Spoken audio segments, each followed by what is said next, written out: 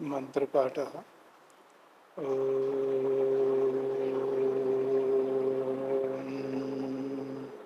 सहनाववतु सहनौ भुनक्तु सह वीर्यं करवावहै तेजस्विनावधीतमस्तु मा विद्विषावहै। ओम शांति शांति शांति।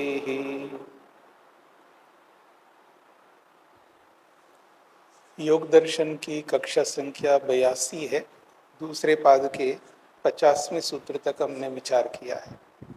51 सूत्र से प्रारंभ होना है। हाँ जी। ओम नमस्ते स्वामी जी, मेरा नाम अमित है। ये जो प्रथम उद्घात द्वितीय उद्घात है, इसको थोड़ा समझाने का। उद्घात पारिभाषिक शब्द है। उद्घात उसको कहते हैं ये जो हमारा स्वाभाविक रूप से श्वास प्रश्वास चल रहा है, तो 1 मिनट में कितने श्वास प्रश्वास हम करते हैं। अर्थात स्वाभाविक रूप से सांस अंदर गया बाहर आया, वो जी। एक हो गया। जी। अंदर गया बाहर आया 2, अंदर गया बाहर आया 3। ऐसे 1 मिनट में कितने बार करते हैं। तो मान लीजिए उदाहरण के लिए 12 बार करते हैं, अर्थात 12 बार अंदर लिया 12 बार बाहर निकला, वो 1 मिनट में 12 बार कहा जाएगा उसका। अंदर लेना आधा, बाहर निकलना आधा, दोनों को मिलाकर के 1। तो अंदर बार हमने 1 मिनट में कितने बार किया, तो 12 बार किया, तो उसको उद्घात शब्द से कह सकते हैं, एक उद्घात। अब कोई 12 की जगह वो जल्दी जल्दी लेता है तो वो 15 बार ले सकता है, कोई 18 बार ले सकता है, कोई 20 बार भी ले सकता है। तो ये जो गति है सांस लेने निकालने की, ये गति सामान्य रूप से रहती है, अर्थात 12, 13, 14 सामान्य माना जाता है। जैसे वो गति 16, 17, 18, 19, 20, 25 जैसे जैसे गति बढ़ती है तो समझ लेना आप सामान्य नहीं है, अर्थात आप टेंशन में। आदमी दिखने को तो सामान्य दिख रहा होता है, लेकिन वो सामान्य नहीं होता है, वो टेंशन में। कोई पढ़ाई की टेंशन में, कोई जाने के टेंशन में है, कोई आने के टेंशन में है, कोई खाने के टेंशन में है। खाने के संदर्भ में क्या खाऊं, कैसे खाऊं, कब खाऊं, कितना खाऊं, कितने बार खाऊं, बार बार यही क्यों खाऊं। तो ये खाने के संदर्भ में टेंशन है। कोई व्यायाम के बारे में टेंशन में रहता है। ऐसे अलग अलग टेंशनों में व्यक्ति सुबह से लेकर रात तक रहता है।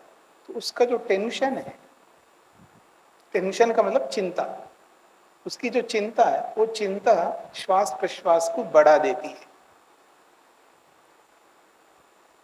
तो जो जितना अधिक चिंताग्रस्त होगा उसके श्वास प्रश्वास उतने शीघ्रता से चलते हैं। तो श्वास प्रश्वास को सामान्य रखने का एक बहुत बड़ा उपाय है चिंता न करना। और श्वास प्रश्वास को सामान्य रखने का एक सबसे बड़ा उपाय है प्राणायाम करना। उससे भी श्वास प्रश्वास की गति सामान्य होती रहती है।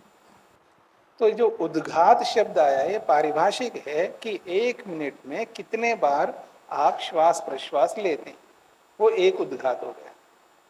2 उद्घात का मतलब है आपने जो प्राणों को रोका तो 1 उद्घात तक रोका, अर्थात 1 मिनट में 12 बार आपने लिया है तो 1 उद्घात तक रोका आपने।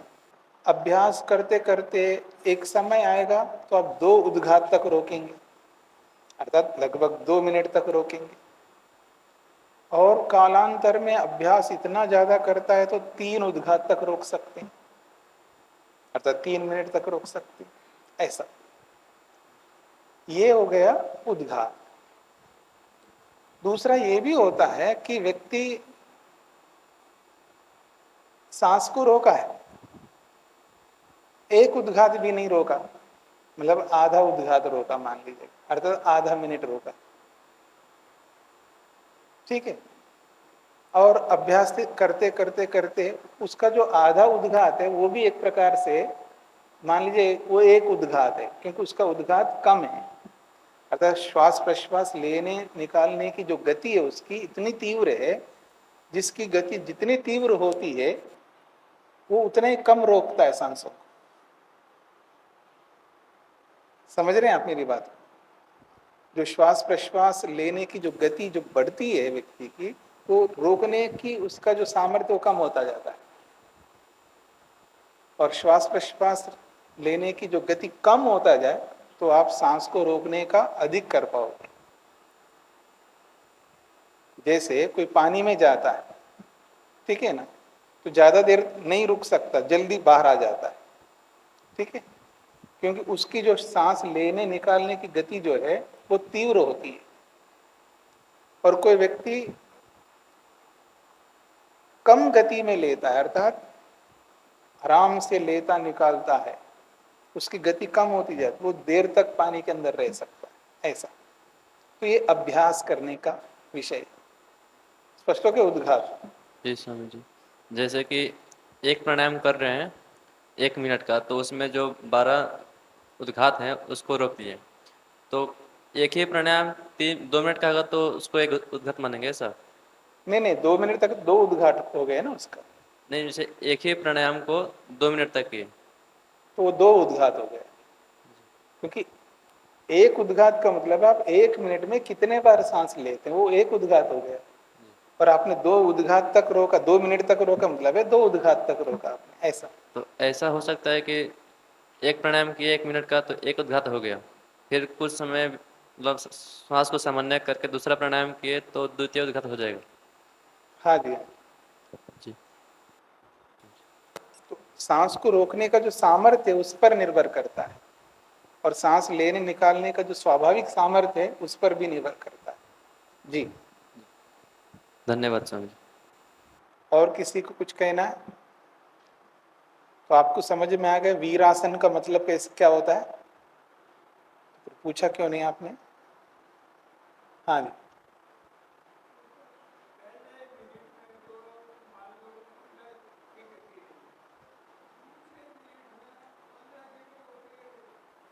अठारह हो गई, तो इसको कैसे क्या किया जाएगा? यानी पहले मिनट में प्राणायाम करने के लिए बैठे हैं और पहले मिनट में 18 बार, दूसरे मिनट में वो थक गया या ये मानो असावधान हो गया, तो फिर वो मान लो 20 हो गई गति, फिर आगे 22 हो गई, तो वो कौन सी गति कैसे मानी नहीं, जाएगी? प्राणायाम करते समय तो गति बढ़ेगी, बढ़ेगी ना? हाँ, लेकिन जब सामान्य स्थिति में आता है तब उसकी गति देखा जाता है। प्राणायाम के काल में तो गति बढ़ेगी ना, क्योंकि जब आपने सांस रोका है, ठीक है, रोकने के बाद फिर दोबारा लिया आपने, तो वो अपेक्षा से सामान्य स्थिति की अपेक्षा से ज्यादा बार लेते जाएंगे, वो उस समय का नहीं गिनना चाहिए। जो सामान्य स्थिति में जो गति गिनी जाती है उसके ऊपर निर्भर करता है। तो ये प्राणायाम में गति से मतलब है सामान्य से है? हाँ जी, हाँ जी,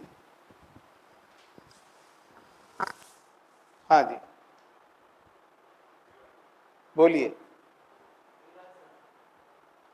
तो अभी क्यों पूछ रहे? जब आपने तैयारी नहीं किया पाठ की तैयारी न करने का ये परिणाम है।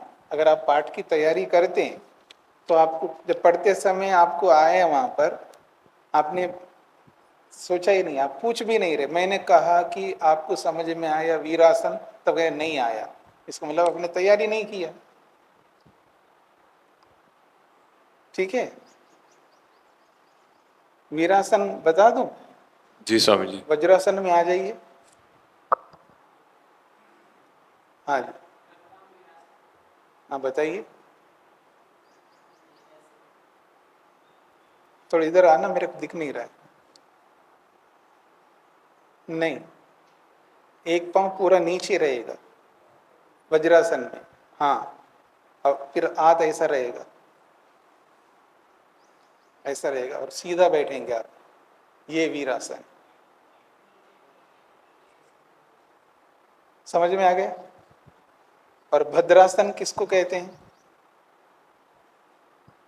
स्वामी जी पद्मासन पता है मुझे, तो स्वस्तिकासन पता है, बाकी तो सारे नए हैं। हाँ, तो नए तो आपको पूछना चाहिए ना। आपने पूछा ही नहीं तो मैं कैसे बताऊंगा? क्षमा कीजिएगा जी।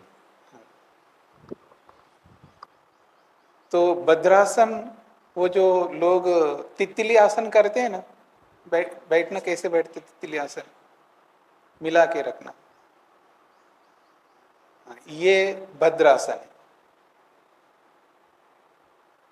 हाथ चाहे वहां पर रखो या यहां रखो, जैसा आपको सरलता रहे। ये भद्रासन है। और बताइए। स्वस्तिकासन तो स्वस्तिकासन। हाँ जी, स्वस्तिकासन बताइए इनको।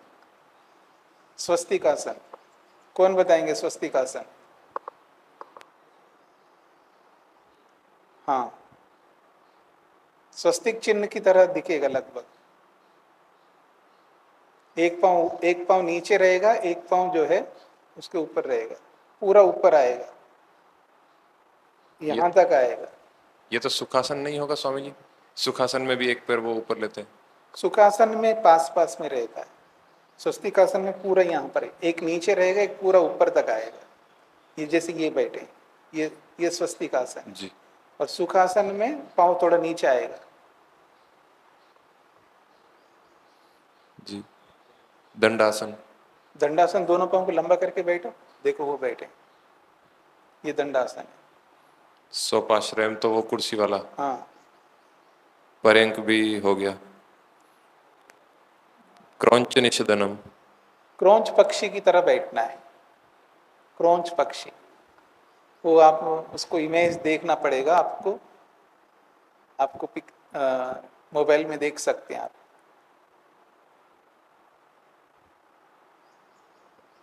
हाँ जी, आगे हस्ति निषदनम। हाथी की तरह बैठना है। हाथी जो बैठता है वो अलग अलग ढंग से बैठता है।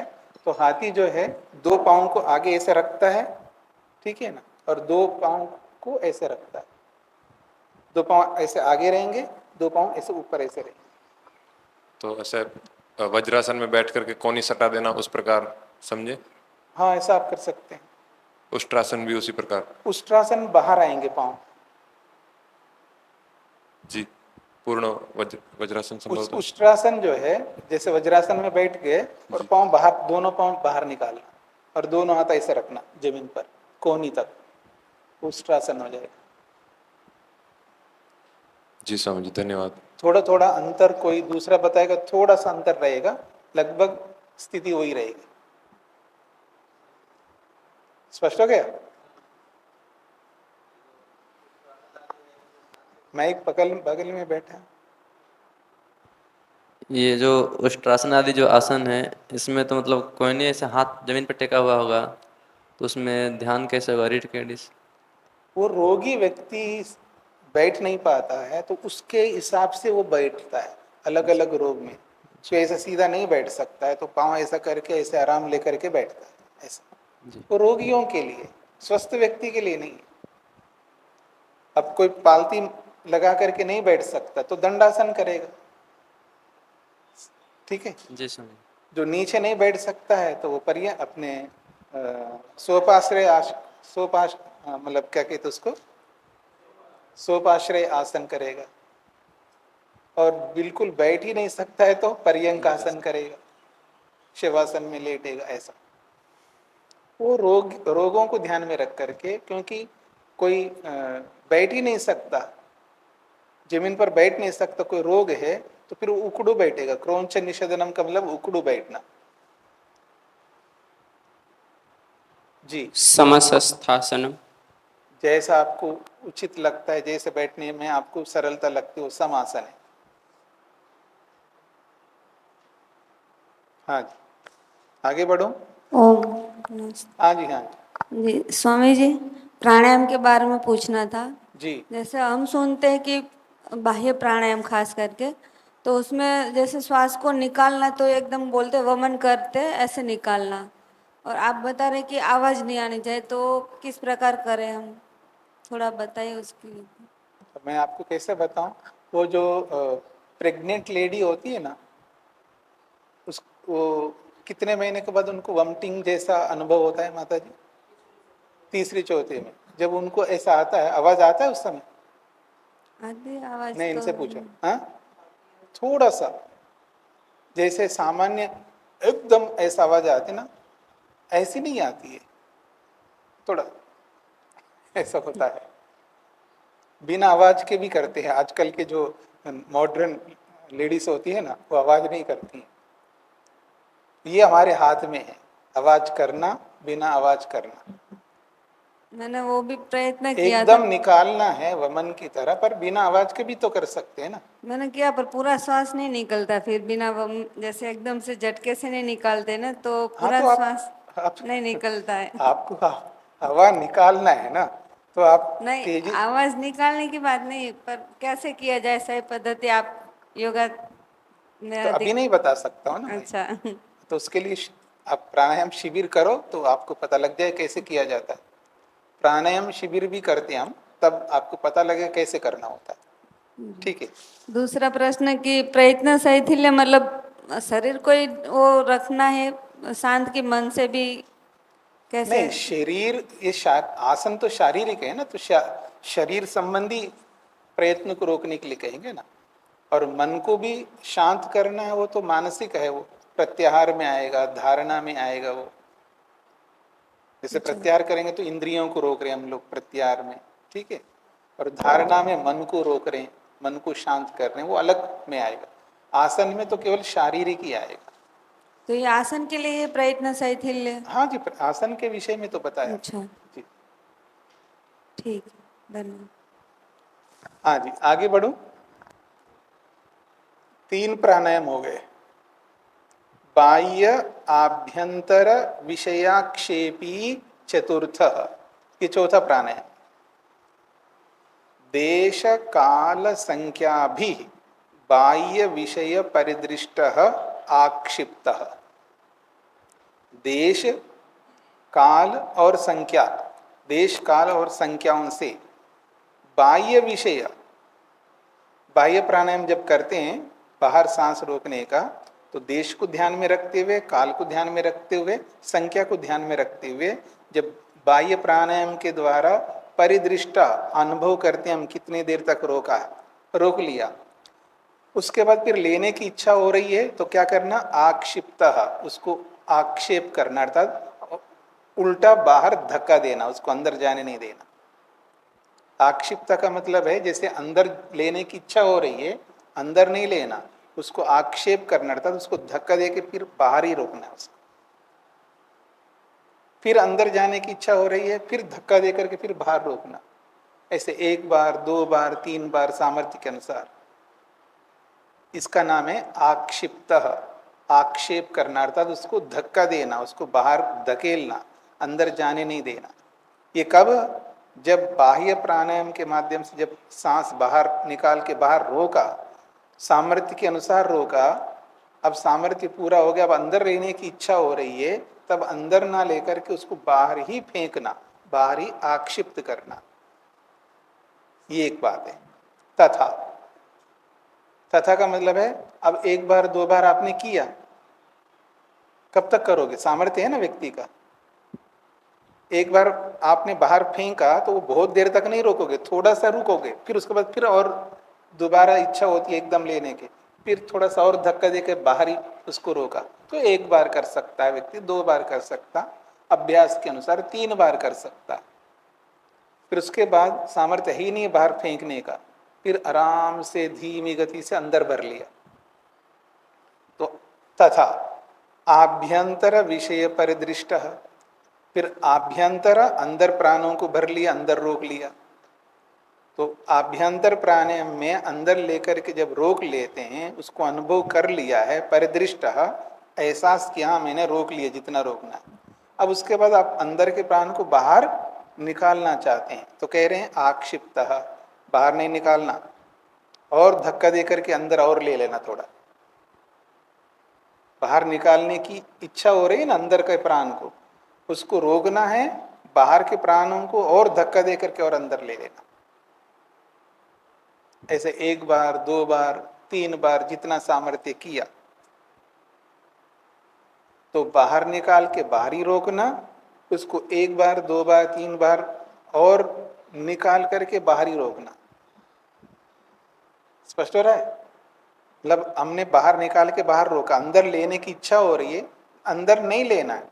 हमारे लंग्स के अंदर, फेफड़ों में प्राण रहता है, उसको और धक्का दे करके थोड़ा सा और निकालना, फिर रोके रखना। फिर लेने की इच्छा हो रही है तो नहीं लेना है, फिर धक्का दे करके अंदर में जो भी रहा है उसको और बाहर निकालना है। ऐसा तो ऐसा 1 बार, 2 बार, 3 बार निकाल के रोके रखा बाहर। अब तो आप निकाल ही नहीं सकते, ऐसी सामर्थ्य नहीं है। फिर धीरे से अंदर लेना, भरना, पूरा भर लेना, पूरा भर के अंदर रोकना। अब पूरा भर करके अंदर रोक लिया आपने, बाहर की रोकने की अपेक्षा अंदर अधिक समय तक रोकता है व्यक्ति, तो वो रोक लिया। अब वो रोकने का सामर्थ्य पूरा हो गया, अब निकालना चाहते हैं, जो लिया है ना उसको बाहर करना चाहते हैं। अब बाहर नहीं करना, धक्का दे करके अंदर ही रखना, अर्थात बाहर से थोड़ा सा और लेकर के अंदर भरना। ऐसे 1 बार, 2 बार, 3 बार करना, जितना कर सकता। कोई 1 ही बार कर सकता, कोई 2 ही बार कर सकता, जैसा उसका अभ्यास है। कोई 3 बार कर सकता, बहुत अधिक अभ्यासी होता है तो 4 बार भी कर सकता हो। उसके अभ्यास का समय के ऊपर निर्भर करता है। फिर वो ऐसा धक्का दे दे करके अंदर लेने का प्रयास अब पूरा होगा, अब ले ही नहीं सकता, फिर बाहर निकाल के ना सामान्य हो जाता है। तो बाह्य आक्षेप और आभ्यंतर आक्षेप करते हुए दोनों को जोड़ लेते हैं तो ये चौथा प्राणायाम कहलाता है। और ये दोनों बाह्य आक्षेप को और आभ्यंतर आक्षेप को भी दीर्घ करना, लंबा करना, देर तक रोके रखना और सूक्ष्म भी करना। इसलिए कह रहे हैं उभयथा दीर्घ सूक्ष्म, दोनों ही प्रकार से, बाह्य प्रकार से और आभ्यंतर प्रकार से उसको दीर्घ भी करना है, लंबा भी करना है और सूक्ष्म बनाते जाना है। ये इसका तात्पर्य। तत्पूर्वको भूमि जयात, तत्पूर्वक भूमि जयात, तत्पूर्वक बाह्य पूर्वक और आभ्यंतर पूर्वक। बाह्य पूर्वक भूमि जयात, बाह्य रोकने का जो आपको अभ्यास हुआ है, तो बाह्य प्राणायाम को जीत लेने से और आभ्यंतर प्राणायाम को जीत लेने से, भूमि जयात बाह्य भूमि को जीत लेने से, आभ्यंतर भूमि को जीत लेने से। बाह्य भूमि अवस्था, बाह्य प्राणायाम की अवस्था को जीत लेने से, आभ्यंतर प्राणायाम की अवस्था को जीत लेने से, क्रमेण क्रमेण क्रम से, उभयोः गति अभाव, दोनों के गति का अभाव हो रहा है।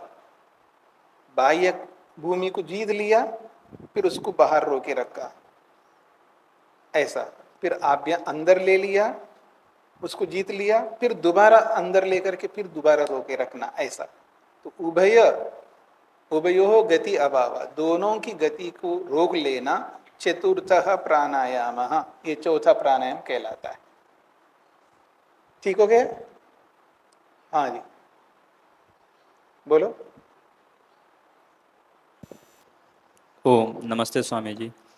जब बाह्य प्राणायाम करेंगे तो फिर इसमें सामान्य श्वास 1-2 लेंगे या नहीं लेंगे? फिर अंदर ही डायरेक्ट, फिर अंदर को अंदर ही रोके रखेंगे? बाह्य प्राणायाम कर लिया आपने जी, ठीक है ना। अब उसके साथ उसके बाद चौथा प्राणायाम करना चाह रहे हैं, बाह्य प्राणायाम करना चाह रहे हैं? जैसे 3 नहीं, जैसे नहीं, पहले बताइए, अब बाह्य प्राणायाम के विषय में पूछ रहे हैं या चौथे प्राणायाम के विषय में पूछ रहे हैं? चौथे प्राणायाम के चौथे प्राणायाम। तो आपने अंदर के प्राण को बाहर निकाल के रोका, ठीक है, जी जितना रोक सकते, मान लिया आधा मिनट रोका, अब अंदर लेने की इच्छा हो रही है, अंदर नहीं ले रहे हैं, जो अंदर प्राण थोड़ा बहुत रहे है उसको और निकाल के फिर बाहर रोको, समझ रहे हैं? जी तो 2 बार रोक लिया आपने, पहले 1 बार रोका था, अब लेने की इच्छा हो गई तो अब नहीं लिया, अंदर के प्राणों को और थोड़ा निकाल करके फिर बाहर रोके रखा, फिर लेने की इच्छा हुई है, नहीं ले रहे हैं, अंदर के प्राणों को बाहर निकाल के फिर बाहर रोक रहे हैं, ऐसे 3 बार हो गए ना। जी अब 3 बार होने के बाद अब चौथी बार आप करने की स्थिति में नहीं है, तो क्या करोगे, बाहर के प्राणों को अंदर भरोगे, समझ रहे हैं? पूरा भर लिया अंदर, अंदर भर करके रोका, फिर अंदर, समझ गए? जी। रोक लिया। कब तक रोकोगे, जब तक सामर्थ्य है, रोक लिया। रोकने के बाद में फिर आपको लग रहा है अब रोक नहीं सकता, अब निकालूं, फिर अब निकालना नहीं, वापस बाहर से थोड़ा सा और लेकर के फिर रोके रखना, 2 बार कर लिया, फिर निकालने की इच्छा हो रही है, निकालना नहीं है, फिर तीसरी बार और थोड़ा सा लेकर के फिर रोके रखा, ऐसा मान लो 3 बार आपने लेकर के रोका है। अब कब तक रोकोगे, वो सामर्थ्य पूरा हो गया, अब आप दोबारा लेने की स्थिति में ही नहीं है, अब आराम से बाहर निकाला, निकाल दिया, सामान्य हो गया। अब ये हो गया चौथा प्राण। अब बताइए क्या पूछना चाहते हैं, जी ठीक है सर। समझ में आ गया? हाँ जी। अब प्रश्न कर रहे हैं तीसरे और चौथे में क्या अंतर है। तीसरे प्राणायाम जो स्तंभ वृत्ति प्राणायाम बताया है उसमें और चौथे में क्या अंतर है। प्रश्न इसलिए आ रहा है क्योंकि तीसरे में भी अंदर का अंदर बाहर का बाहर रोक रहे हैं ना हम लोग, और यहाँ पर भी बाहर भी रोका जा रहा है, अंदर भी रोका रहा है, तो दोनों में क्या अंतर है तीसरे और चौथे में, वो बताना चाह रहे हैं। तृतीयस्तु विषय अनालोचित गति अभाव सकृत आरब्ध एव देश काल संख्या भी परिदृष्टो दीर्घ सूक्ष्म। तृतीयस्तु जो तीसरा प्राणायाम है, विषय अनालोचित, विषय का विचार किए भी नहीं रोक रहे आप कि ये सांस बाहर गया नहीं गया, बाहर रोका नहीं रोका, विचार नहीं कर रहे, सांस अंदर है या नहीं है उसका विचार नहीं कर रहे, बस जहाँ का तहाँ रोक लिया आपने बिना विचार किए। बाह्य प्राणायाम में क्या होता है, बाहर निकाल के बाहर रोका, विचार पूर्वक है ना, अंदर लेकर के अंदर रोका, विचार पूर्वक है। यहाँ कोई विचार पूर्वक नहीं है, बस जहाँ का तहाँ रोकना। जैसे आजकल छोटे बच्चे होते हैं ना, उनके माँ बाप, उनके माता पिता जो है बच्चों के, कभी बच्चे को भी बोलते हैं और कभी बच्चे माँ बाप को भी बोलते हैं। क्या बोलते हैं, स्टैच्यू, ऐसा बोलते हैं। तो जैसे उनको स्टैच्यू बोलते हैं, वो जिस स्थिति में जिस पोजीशन में हो, मान लीजिएगा वो हाथ ऐसा किया तो स्टैच्यू ऐसा हो जाएगा, समझ रहे ना।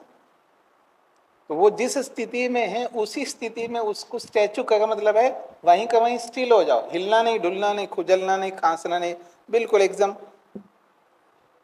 फ्रीज हो जाना, जहां का था मतलब जिस अवस्था में उसी अवस्था में। तो इसमें विचार नहीं किया कि मैं हाथ ऐसा रखूं या ना रखूं, पहले नीचे करके फिर हो जाऊं, नहीं विचार करना है आपको। विचार बिना विचार के उसी स्थिति में वैसा का वैसे आपको बस स्थिर हो जाना है। वैसा ही यहाँ पर है, सकृत आरब्ध, अचानक रोकना है आपको विचार किए बिना। अभी एक बार सांस अंदर ले तो लूं, एक बार थोड़ा निकाल तो लूं, कुछ नहीं, जिस स्थिति में सकृत एक साथ एकदम मैंने रोक लिया सांस एकदम ऐसा। तो ये कहना चाह रहे हैं तृतीयस्तु विषय अनालोचित, तीसरा विषय का विचार किए बिना। कौन सा विषय है कि बाहर जा चला गया या नहीं गया, अंदर आया नहीं आया, इसका कोई विचार नहीं करना, बस जो भी जैसी स्थिति है, चाहे बाहर जा रहा हो या अंदर आ रहा हो, जिस किसी भी स्थिति में हो वहीं का वहीं रोकना। सकृत का मतलब एक साथ एकदम, और जो एक साथ एकदम रोका है तो कह रहे हैं सकृत आरब्ध एव देश काल संख्या भी परिदृष्टा, उसके लिए भी देश काल संख्या के द्वारा आपको विचार करना है। देश काल का मतलब है आप जो अचानक रोका है ना, वो कितना अंदर आपने सांस रोकने का पता लगे ना, कितना अंदर है, कितना बाहर निकला था। जहां का तहां जब आपने रोका है उसका देश कितना है। जैसे सांस चल रहा है ना, अंदर बाहर चल रहा है, क्योंकि इसको आपको ध्यान से देखना पड़ेगा। सबसे पहला आपको ये एहसास करना होगा कि शांत होकर के, एकाग्र होकर के, अपने मन को दोनों नथनों के मध्य में लगा करके, अपने मन को दोनों नथनों के मध्य में लगा करके फील करना, अनुभव करना है। हाँ, सांस अंदर जा रहा है, बाहर आ रहा है, अंदर जा रहा है, बाहर आ रहा है, अच्छी तरह आपको अनुभव में आ जाए। समझ रहे हैं आप? वो अनुभूति करना पहले आपको पता ही नहीं है सांस अंदर जा रहा है, बाहर आ रहा है, तो आपको अनुभव करना है पहले सांसों को, अंदर जा रहा है, बाहर आ रहा है। हाँ, अब अंदर गया, अंदर आया। पूरा एकाग्र होकर के जब आप समझने का प्रयत्न करेंगे तभी आपको समझ में आएगा। तो वो जो समझ में आ गया आपको, तो आप जब अचानक रोकते हैं, उस अचानक रोकने में कि कोई प्राण बाहर निकलने वाला था, वो कितना निकल पाया, वो आपको समझ में आएगा। और जो अंदर जाने वाला तो कितना अंदर जाएगा, उसका देश कितना है, कितना अंदर तक गया है, कितना बाहर तक निकला है, वो एक देश है। फिर काल, कितने देर तक आपने रोके रखा।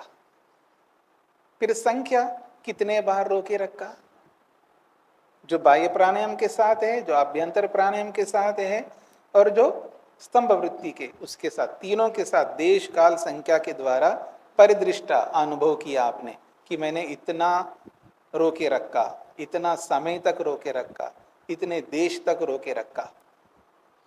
ये हो गया तीसरा प्राणायाम। चतुर्थस्तु, और चौथा प्राणायाम क्या है, कैसा है? श्वास प्रश्वासयोः विषय अवधारणात्। पहले तीसरा का कैसा था? विषय अनवधारणात् है, वहां पर विषय अनालोचिता है ना वहां पर, और यहां पर है श्वास प्रश्वासयोः विषय अवधारणात्। श्वास प्रश्वास का जो विषय है, बाहर का विषय है या अंदर का विषय है, इसका अवधारण कर रहे हैं, निश्चय कर रहे हैं। अब मैंने इतने देर तक रोके रखा बाहर, अब मैं अंदर लेना चाहता हूँ, नहीं लूंगा, फिर और निकाल के फिर और रोके रखूंगा।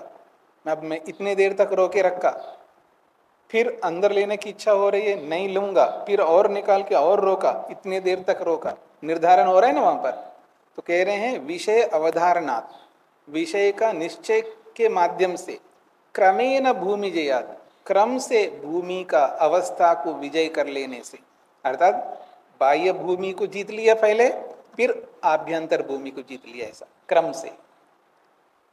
और उस भूमि को जीतते हुए उभय आक्षेप पूर्वक, उस भूमि को जीत करके दोनों के आक्षेप पूर्वक, दोनों को धक्का दे दे करके रोकने का करते हुए, गति अभाव, उनको रोके रखना, चतुर्थ प्राणायाम, ये चौथा प्राणायाम।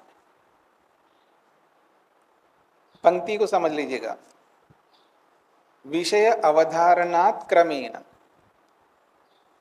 श्वास प्रश्वासयो विषय अवधारणा, श्वास प्रश्वास का जो विषय है, मतलब बाहर रोकने का विषय, अंदर रोकने का विषय, ये अवधारण निश्चय कर रहे, मैं इतना देर तक रोका, ठीक है ना, बाह्य को या अंदर को। और क्रमेण भूमि जयात्, क्रम से एक एक भूमि को जीत लेने से, क्रम से तो मतलब बाह्य भूमि को जीत लिया, ठीक है ना, कब तक रोके रखा, अथवा अपने अंदर लेकर के रोका तो आभ्यंतर भूमि को जीत लिया, ये क्रम से। तो दोनों भूमियों को जीत करके उभय आक्षेप पूर्वक, दोनों के आक्षेप पूर्वक मतलब है जब बाहर आपने रोका है, उस बाहर रोकने को आक्षेप करते हुए दोबारा उसके विपरीत धक्का दे दे करके रोकना, अथवा अपने अंदर लेकर के रोका है तो आक्षेप पूर्वक बाहर निकलने की इच्छा हो रही है तो धक्का दे करके बार बार अंदर लेके रोकना। तो उभय आक्षेप पूर्वक, दोनों के आक्षेप पूर्वक गति को रोकना, गति का अभाव करना, चतुर्थ प्राणायाम, ये चौथा प्राणायाम कहलाता। इति अयम विशेषः, ये तीसरे से ये विशेष है, क्योंकि वहां विषय अनालोचिता है, अर्थात विषय अनवधारित है, या विषय अवधारित है, बस ये अंतर है तीसरे और चौथे में। ठीक हो गया? आगे बढ़ो। अब प्राणायाम करने का लाभ क्या है, क्यों करें, प्राणायाम क्यों करूं? तो बताया जा रहा है ततः क्षीयते प्रकाशावरणम। उस प्राणायाम से ये जो ज्ञान रूपी विवेक रूपी प्रकाश है, उसका जो आवरण है, उसको ढकने वाला है मिथ्या ज्ञान, प्रकाश को रोकने वाला जो मिथ्या ज्ञान है, विवेक को रोकने वाला जो मिथ्या विपर्य ज्ञान है, वो हट जाता है, वो क्षीण हो जाता है, नष्ट हो जाता है। अथवा प्रकाश रूपी जो सात्विक मन है, सात्विक मन को ये मिथ्या ज्ञान जो है रोके रखता है। उसके सात्विकता को रोक लिया तो रासिकता काम आएगी, तामसिकता काम आएगी। तो प्रकाश रूपी मन को, अर्थात सात्विक मन को रोके रख रहा है ये आवरण रूपी मिथ्या ज्ञान। और वो आवरण रूपी मिथ्या ज्ञान जब नष्ट हो जाता है, क्षीण हो जाता है, तो सत्व मन सत्व के रूप में काम करेगा। आज हमारा मन सात्विक रूप से काम क्यों नहीं कर रहा है? क्योंकि आवरण आया हुआ है, पर्दा डाल दिया आपने उसके ऊपर, सात्विक मन के ऊपर। तो मन सात्विक होते हुए भी वो रासिक होकर के काम कर रहा है। समझ में आया? ये तो ऐसा ही है कि आप खुली आंखों से देख रहे हो सबको, ठीक है ना, और कोई पर्दा डाल करके देखे, समझ रहे हैं आप लोग? कोई पर्दा, जैसे कुछ लोग डालते हैं ना, सब पूरा पर्दा डाल करके बोलते हैं, कितना परेशान होते होंगे वो, पता नहीं कैसी परंपरा लोगों ने लाया है, तो पूरा पर्दा डाल करके देख रहे हैं, पूरा क्लियर नहीं दिखता है, ऐसे ऐसे करके देखते रहते, फिर वो फिर भी उतना स्पष्ट नहीं दिखाई देगा। अगर कोई देखना चाहता है और उसको आप रोक रहे हो, तो देखने की इच्छा रखने वाले को कितना कष्ट होता होगा, ठीक है। खैर, कहने का तात्पर्य है, जो आप स्पष्ट देख सकते हो खुली आंखों से, अगर आपके ऊपर कोई कपड़ा डाल दे, फिर कपड़े में से देखना है आपको। तो ऐसे ही सात्विक मन जो काम कर रहा है, उसके ऊपर पर्दा डाल दिया, अविद्या रूपी पर्दा। वो अविद्या रूपी पर्दा जो है क्षीण हो जाती है इस प्राणायाम से, ये कहना चाह रहे हैं। क्लियर?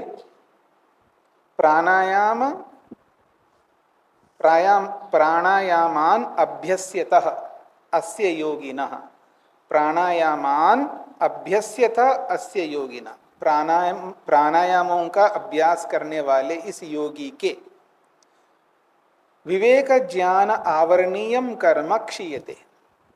विवेक ज्ञान आवरणीयम कर्म, विवेक ज्ञान को ढकने वाला जो कर्म है, पाप कर्म या पाप कर्मों के संस्कार, वो क्षीयते, नष्ट हो जाता है। विवेक ज्ञान को ढकने वाला जो कर्म संस्कार है, वो क्षीयते, नष्ट हो जाता है। स्पष्ट हो गया?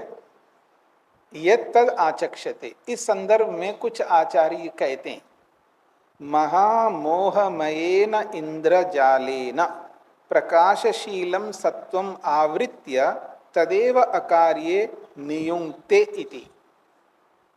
महामोहमयेन इंद्रजालेन, महामोहमय अर्थात अत्यंत अंधकारमय, अत्यंत अविद्यायुक्त इंद्रजाल के द्वारा। इंद्रजाल का मतलब है जिसमें विद्या काम नहीं करती, जिसमें अविद्या काम करती है।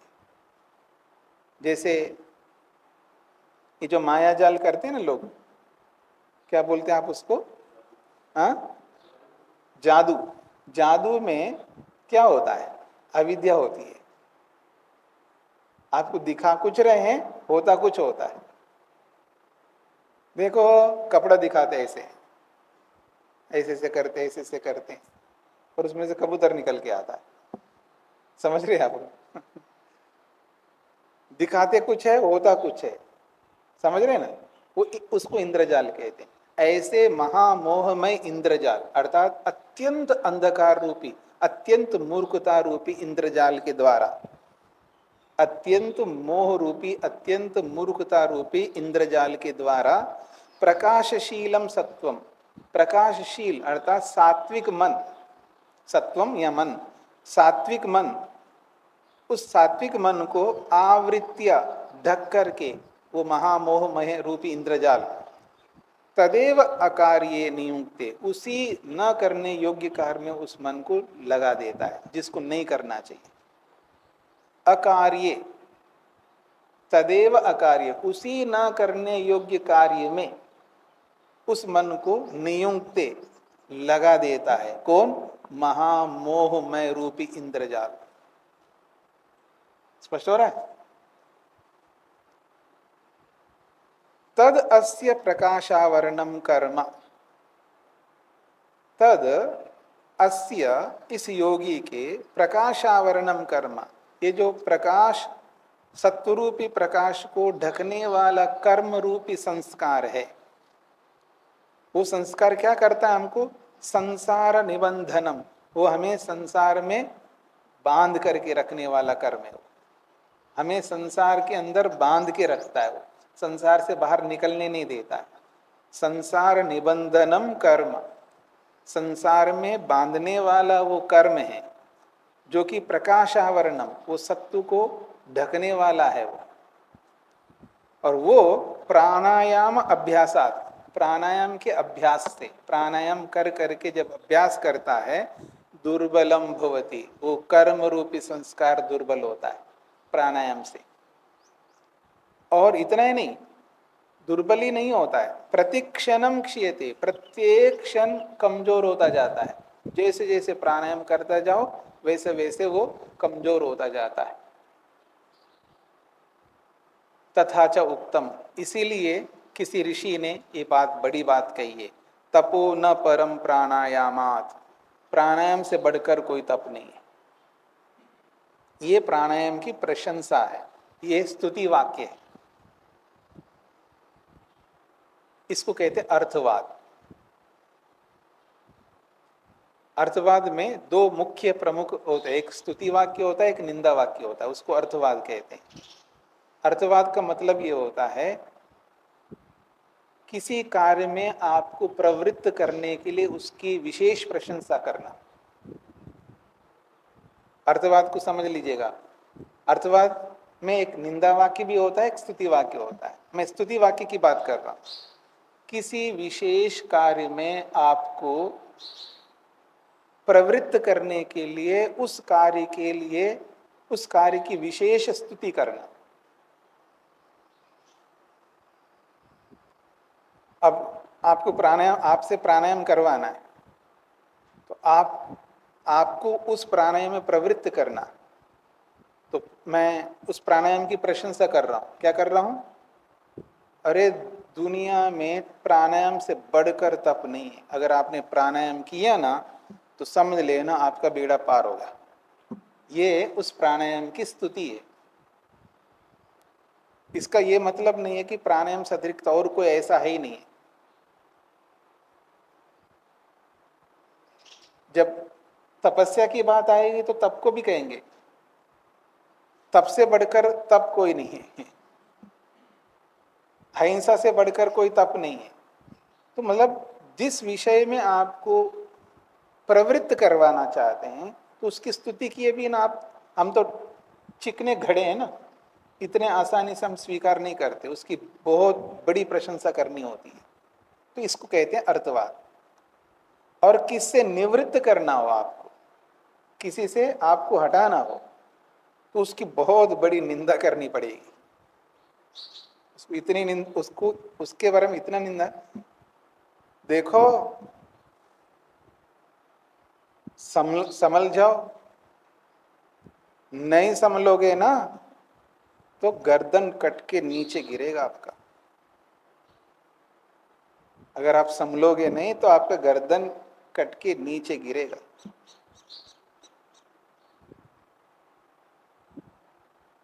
याज्ञवल्क्य से प्रश्न किया जा रहा है, कौन है उसका नाम? विदग्ध शाकल्य। उत्तर दे दिया, फिर दोबारा कर रहा है, फिर उत्तर दे दिया, फिर उसी बात को अलग अलग एंगल से बार बार पूछता जा रहा है, ताकि कहीं से तो आप मेरे चुंगल में आ जाओ, ऐसा उसको लगता है कि ये मेरे चुंगल में आएगा। तो उनको उत्तर दिया दिया दिया। अब रुक जा, अगर इसके आगे पूछोगे ना तो तेरा सिर कट के जमीन पर गिरेगा। मूर्धाते विपतिष्यते, ये उसकी निंदा हो रही है। भाई इसके आगे मत कर प्रश्न, इसके आगे कोई प्रश्न नहीं हो सकता। ऐसा नहीं है प्रश्न करने का मतलब है आप प्रश्न करते जाओ करते जाओ, उसकी कोई सीमा होती है प्रश्न करने की। उसके आगे प्रश्न नहीं कर सकते फिर भी करोगे तो आपका गर्दन कट के नीचे गिरेगा, उसकी निंदा हो रही है। अर्थात फिर भी वो कर लेगा प्रश्न, इसका ये मतलब नहीं उसका गर्दन कट करके वास्तव में जमीन पर पड़ेगा। इसका मतलब ये होता है तुमको सिर नीचे करना पड़ेगा। जैसे कोई व्यक्ति दोष करता है ना, मान लीजिए कोई ब्रह्मचारी है, लाख बार बोला मत झगड़ो मत झगड़ो, और झगड़ा कर लिया, और जैसे वो अध्यापक के सामने होता है वो कैसे कर, ऐसे थोड़ा खड़ा रहता, ऐसा रहता है वो। देखा नहीं आपने अपने आप को? क्यों जी? जब व्यक्ति दोष करता है और बहुत बड़ा दोष करता है तो जब सामने जाता है, बड़ा क्या छोटा भी करता है, वो आंखों में आंख लगा करके, मतलब आंख में आंख मिला करके नहीं देख सकता व्यक्ति, गर्दन नीचे करता है। ये गर्दन नीचे करना ही मूर्धाते विपतिष्यते, अर्थात तुम्हारा गर्दन कट के जमीन पर गिरेगा, ये उसकी निंदा है। तो स्तुति और निंदा ये दोनों अर्थवाद कहलाते हैं। ठीक है जी, ये तपोना परम प्राणायामात, ये अर्थवाद है, अर्थात प्राणायाम की स्तुति है ये। भाई आपको प्राणायाम अवश्य करना है, आपकी प्रवृत्ति ऐसा बोले बिना नहीं होगी, इसलिए ये बात बोली जाती है।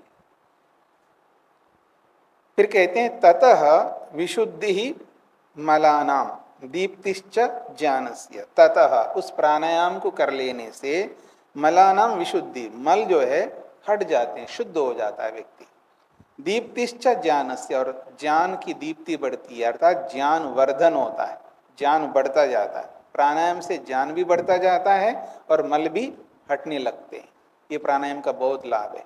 प्राणायाम करने से मल कैसे हटेंगे, यहां तो बोल तो दिया है, पर कैसे होता है ऐसा, उसका इसका कोई संबंध दिख नहीं रहा है कि प्राणायाम करो तो आपके मन के मल हट जाएंगे, काम क्रोध लोभ मोह ईर्ष्या अहंकार, ये अविद्या, ये समाप्त हो जाएगी प्राणायाम से, ऐसे कैसे? हाँ, जब आप प्राणायाम करते हैं ना तो क्या होता है पता है? प्राणायाम करने से आपके सांस रुक जाता है।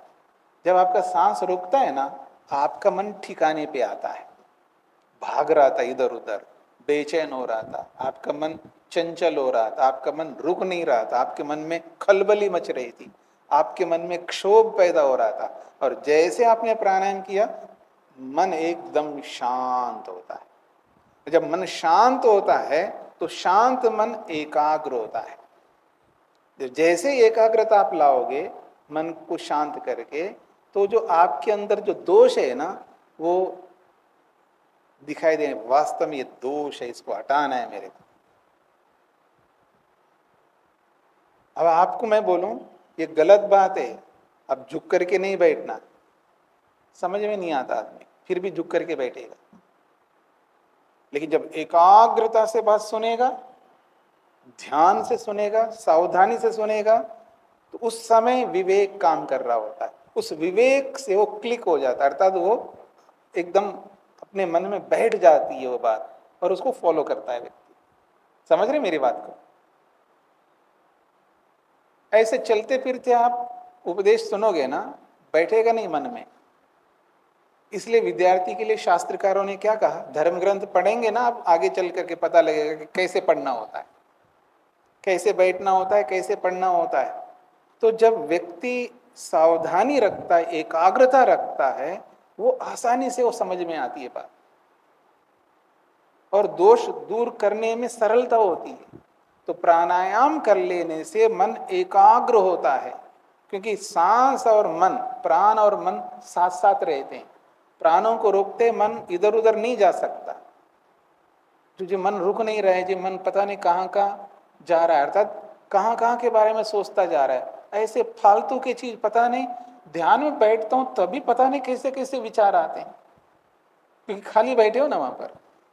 जब सामान्य रूप से आप काम कर रहे हो, आ रहे हो, जा रहे हो, उस समय आपका मन अधिकांश जो है काम में लगा रहता है, और वहां कोई काम ही नहीं है आपके साथ में, तो खाली दिमाग हो गया, आपका मन खाली हो गया।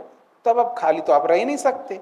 जब खाली नहीं रहोगे तो कुछ ना कुछ विचारों को उठाओगे आप, इसलिए उसी समय आपको लगता है, ध्यान के समय पता दुनिया भर के विचार आ रहे हैं जी, अपने आप नहीं आते, आप उठाते उनको, क्योंकि खाली बैठा हूं, खाली तो नहीं रह सकता, मेरे को कुछ ना कुछ करूं।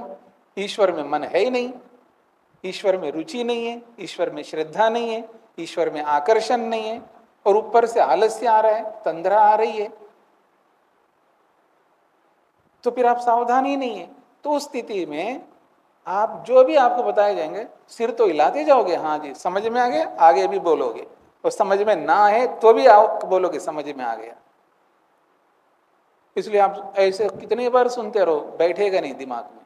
लेकिन वही बात आप एकाग्रता से सुनने का प्रयत्न करेंगे तो विवेक काम कर रहा होता है। तो विवेक जो है यथार्थ बात को आसानी से स्वीकार करने लगता है। तो प्राणायाम क्या करता है? मन को शांत करता है, बेचैनी को हटा देता है प्राणायाम, क्षोभ को हटा देता है, तृप्ति को ले आता है, बहुत कुछ एकदम शांत हो जाता है मन। और उस शांत मन में आप जो प्राणायाम कर क्यों रहे हैं? मन को ईश्वर में लगाने के लिए। तब मन को ईश्वर में लगाओगे, और जब मन को ईश्वर में लगाओगे तो ईश्वर से प्रार्थना करोगे, हे परमेश्वर आप तो न्यायकारी हो, आप न्यायकारी तो मैं कौन हूं? मैं तो अन्यायकारी हूं, कितना अन्याय करता रहता हूं मैं। तो वो एकाग्रता जो है ईश्वर के न्याय को और मेरे अन्याय को दोनों में तुलना करके मेरे को समझा रहा होता है। और मैं अन्याय करता हुआ मैं कैसे आप तक पहुंचूंगा, क्या करूं मैं? अब मैं अपने अन्याय को त्याग करूंगा। स्तुति के साथ में प्रार्थना भी करता है व्यक्ति, प्रार्थना के साथ में उपासना भी कर रहा होता है। तो ये सारा प्रोसेस जो है उसको धीरे धीरे धीरे उसकी अविद्या को कम करता रहता है। ये प्राणायाम करने के कारण से, एकाग्रता के आने के कारण से, ये ऐसा इसका प्रोसेस है। ऐसे सीधा सीधा प्राणायाम करो तो सीधा सीधा अविद्या समाप्त यूं नहीं होता है, प्रक्रिया से होती है वो। ठीक है जी, आगे बढ़ो। अगला सूत्र, केवल इतना ही लाभ नहीं है कि प्रकाश आवरण ही नष्ट नहीं होता है, फिर कह रहे हैं किंचा और भी होता है, धारणा सूचा योग्यता मनसा। धारणा सूचा योग्यता मनसा अर्थात मन को रोकने की योग्यता बनती है कब? धारणासु।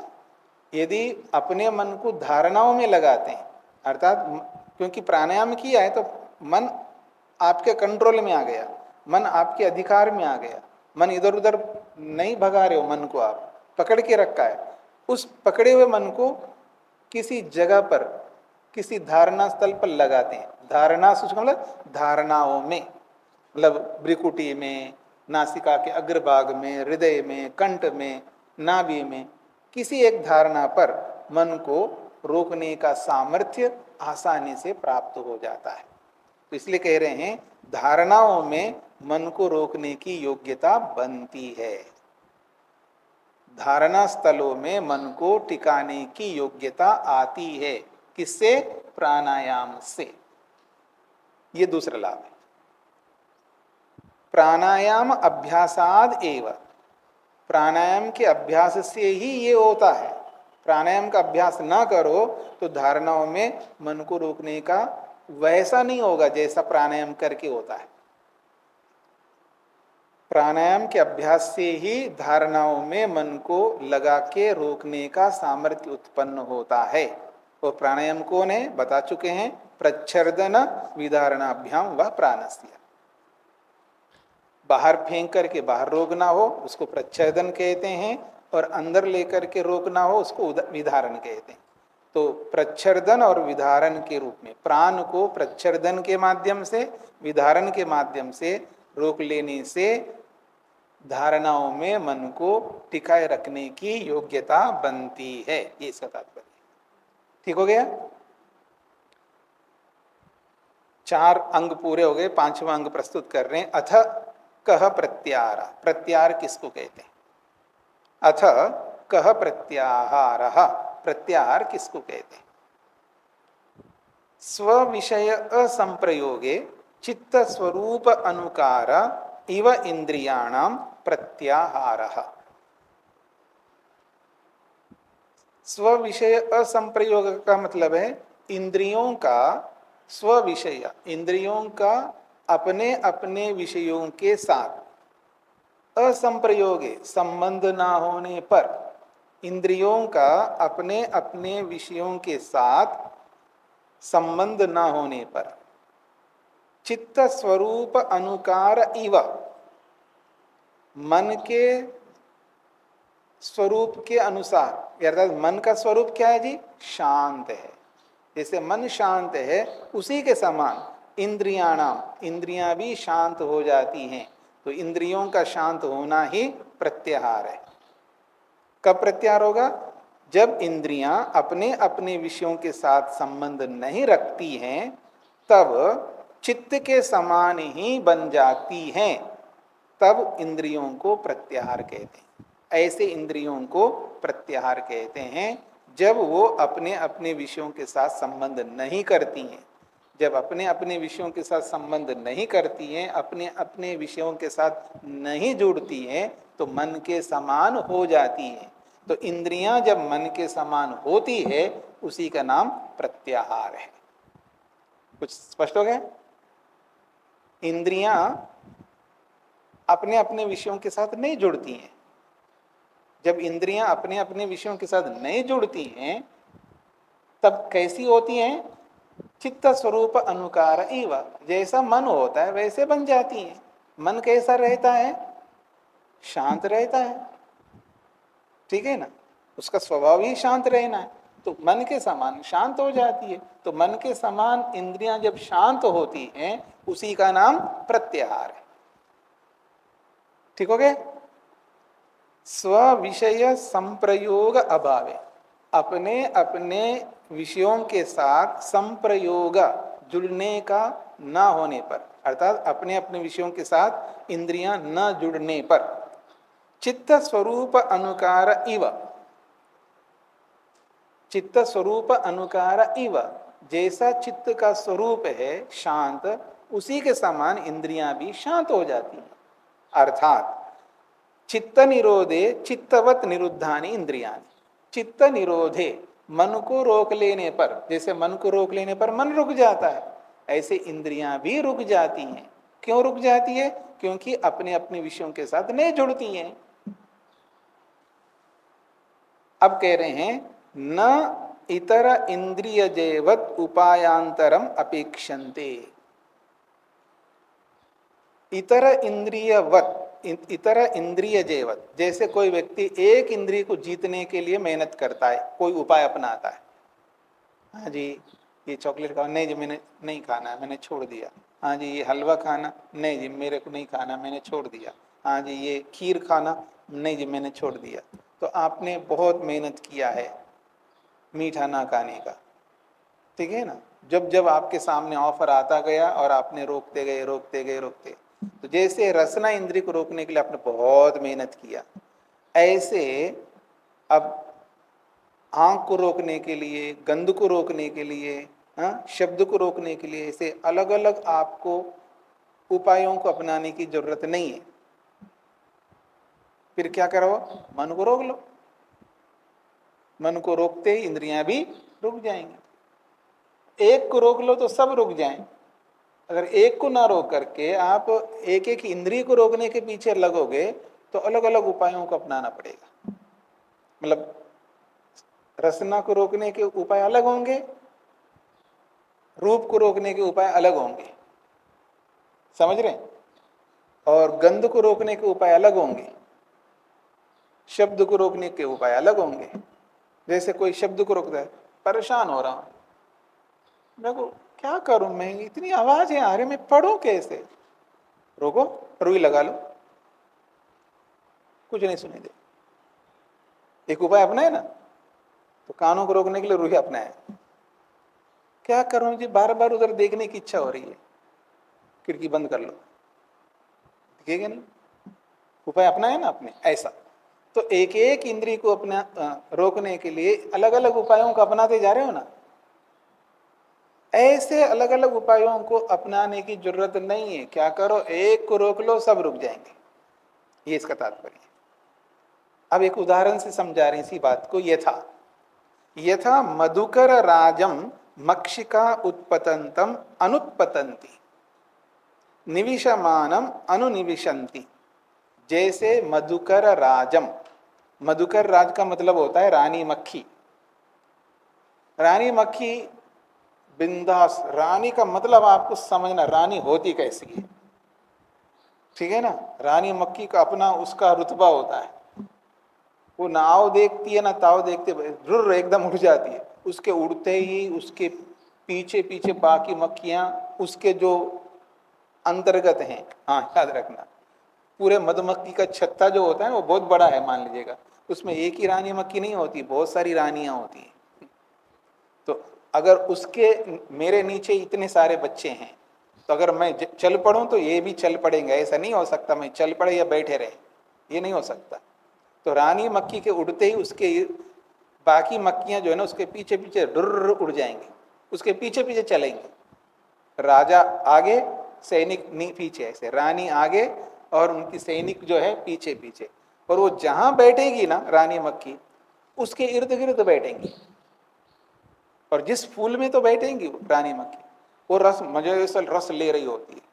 और देखना कमाल है, उसने पूरा फुल कर लिया रस जितना लेना है। अब उसको नहीं देखा बेचारे, इनको भी बढ़िया फूल पे बैठूंगी मैं, ऐसे नहीं जैसे अहरे गहरे फूल में बैठूंगी। क्या समझते हैं आप? बढ़िया फूल चुनूंगी और उस पर बैठूंगी, और मुरझाए हुए ऐसे वैसे जो भी बाकी इर्द गिर्द जो फूल होते हैं ना, उस पर बाकी मक्खियां बैठेंगी। और उसको जो लेना रस ले लिया, बस ना आओ देखना ना ताव देना, डर उड़ना है उसको। उसको ये नहीं देखना इसने लिया रस नहीं लिया, उसके उड़ते ही बाकियों को उड़ना पड़ता है। तो उनका काम क्या काम है? रस भी ले रही होती है और रानी को देख भी रही होती है। उसके उड़ते ही उड़ जाएंगे, उसके बैठते ही बैठ जाएंगे। तो ठीक इसी प्रकार से जैसे रानी मक्खी जहां उड़ जाती है तो उसके पीछे पीछे मधुकर राजम अर्थात रानी मक्खी को, मक्षिका बाकी मक्खियां, मधुकर राजम उत्पतंतम रानी मक्खी को उड़ते हुए को देख करके मक्षिका अनुत्पतंती मक्खियां बाकी मक्खियां भी उसके पीछे पीछे उड़ती हैं। निविशमानम मधुकर राजम जो रानी मक्खी है वो जहां बैठती है उसके पीछे पीछे अनुनिविशंते वो भी उसके इर्द गिर्द बैठ जाती हैं। तथा ठीक इसी प्रकार से इंद्रियानी इंद्रियां भी वैसी होती हैं। कैसी? चित्त निरोधे मन के रुक जाने पर निरुद्धानी वो इंद्रियां भी अपने आप रुक जाती हैं, उनको रोकने की आवश्यकता ही नहीं है। इति एषा प्रत्याहार, ये प्रत्याहार कहलाता है। ठीक हो गया जी। ओम शांति शांति शांति।